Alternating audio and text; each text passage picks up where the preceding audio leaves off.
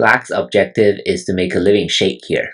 The ice base seems pretty good, but increasing ice base doesn't work because there's a weakness in Black's shape, and Black can only play something like this, and there's still this cutting point.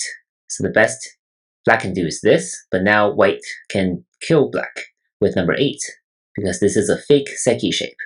White can Atari from outside and Black will be forced to connect. This will be a bent 3 shape. So that's why number 1 here doesn't work.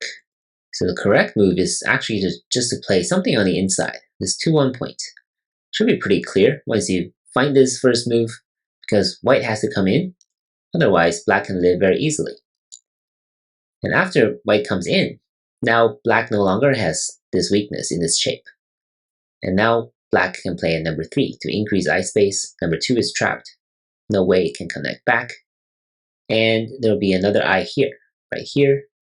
And if White comes in to destroy it, doesn't matter. Number 6 cannot connect because this is a connect and die. So that is why 1 and 3 can guarantee Black success. Feel free to try some of the other moves and let me know if you have any questions. Thank you for watching.